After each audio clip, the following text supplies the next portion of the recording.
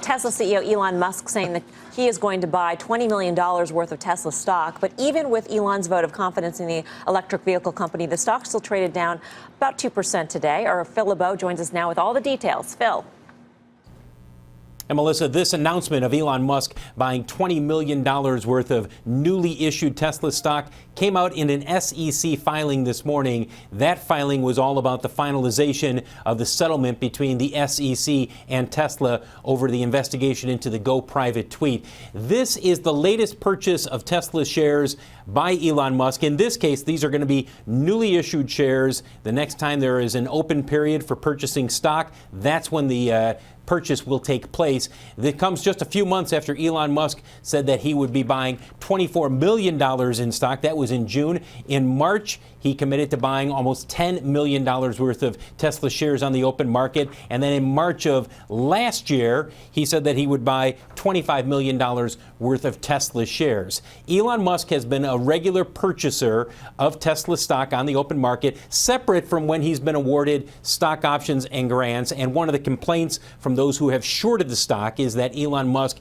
has borrowed against his holdings when he has been recommitting to the company and purchasing more stock. Unclear where this money is coming from in this case with the $20 million. But as you take a look at shares of Tesla, we should note out that we went and looked at periods where Elon Musk has said, I will be buying X amount of shares. And there have been some moments where the stock has popped and moved a little bit higher that day and then settled down, and other times when there's been no reaction. So it's hard to know whether or not people can look at this announcement and say, this will be a trigger for people to say, we'll buy more shares of Tesla. Melissa, back to you.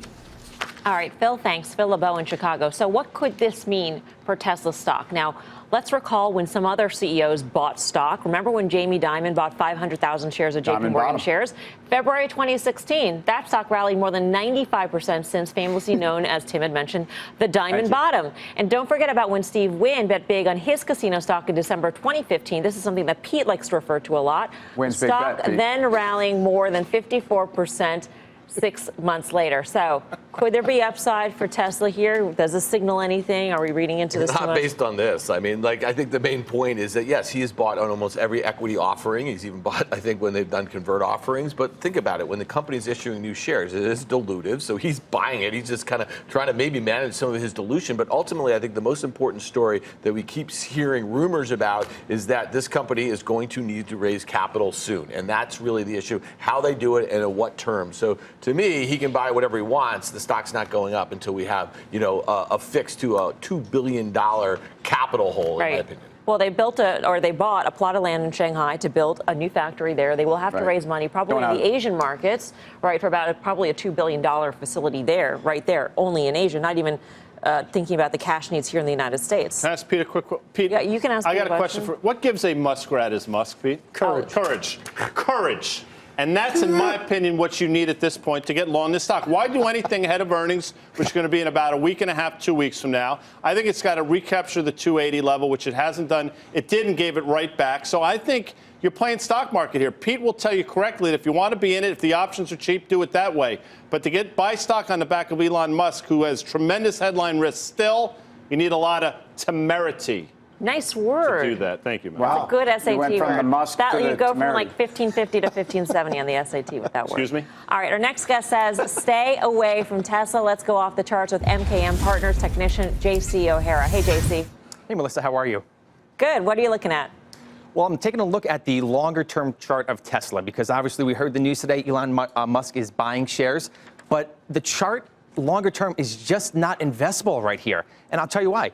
When you look at the longer-term chart, a lot of people think of Tesla as a momentum name. And that makes sense because when you go back to 2013, the stock rallied from 28 all the way to 280. That's 900%. So ingrained in investors' heads is that tremendous run. But if you take a look and you step back, the chart hasn't really worked for you. You've been contained in a giant trading range for the last few years. Yes, 2017, we made a stair step higher. But still, we've been stuck between 280 and 380 for a very long time. So is the risk or is the reward for taking the risk of trading or buying inside of a trading range? And we just don't think that's the case right here. And I'll show you why. We're looking at what the average day for Tesla is compared to what the average day for the Russell 1000 is. Average up day for Tesla, 2.2%. That does beat the Russell 1000 average up day of just 45 basis points. That's good. That's positive. We like to see that. However, the average down day is minus 2% versus minus 0.45% for the Russell 1000. So you're getting a little bit more boost on the up day than the down day. So 4-to-1. Does that make sense? Well, yes, it makes sense if I'm being rewarded. But if we go back to 2017, investors have not been rewarded for taking 4 times as much risk. Tesla is up 27%. Remember, majority of that return has come from the beginning of 2017. Year to date, Tesla is down 12%. Again, Russell 1000 since 2017 is up 29%. So I'm taking less risk on up days, less risk on down days, and I'm outperforming Tesla. Again, longer term, Tesla is just not investable right here. So let's look at some numbers. If you look at levels, again, we've pointed out, we've traded within a $100 trading range right here. What concerns us from a charting perspective is we broke down earlier this year to test the 250 level. We did that recently. We rallied back, but just look at the price action today. Very, very weak. Our fear is that we fail at 280, we pull back, and what happens? We enter that longer-term trading range that we talked about before between 180 and 280. So which means if we break below 250, we have to consider risk to the downside to 150. So as a risk-reward perspective, it just doesn't make sense to invest in Tesla right here, in our opinion. I understand that this is your long-term view, JC, but from a trading perspective, it looks like 250 is a pretty good floor for the stock and that you can actually bounce up to the upper end of the range pretty regularly. I mean, what do you tell clients to say, look, I want to trade this thing? Well, if you want to trade it, this is a stock for you because as we showed, the average up day and the average down day, that's a lot of juice going in there. So if you're a day trader, this is a chart you want to be in. But if you look at the volatility here, we're increasing the volatility in the U.S. markets right now. We've seen increased volatility in the global markets right now. So if you're an institutional portfolio manager and you're looking to decrease the volatility of your portfolio, well, removing this stock helps you immediately. So trading, sure, have fun with this. But as an investor, too much volatility, not enough reward, in our opinion.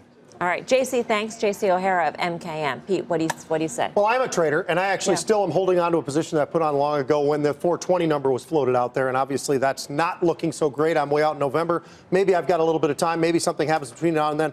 But the issue is, as a trader, I'm looking at this stock right now, and it's so different, I think, when we brought up the idea of Jamie Dimon and Steve Wynn buying their stock. The fundamentals were there, and they were just showing everybody, hey, look, this is a stock you should be buying. We have everything in line. When you look at Tesla, it's a much different deal because obviously they're a company that's going to have to raise money. So I'm actually agreeing with you on this. Actually. Well, every once in a while I have to go to the dark side. But because of the fact that we're seeing what's happening right now with Tesla, they've got to raise money. And the fact that he's putting $20 million into it is not as meaningful as the days with Steve Wynn or Jamie Dimon.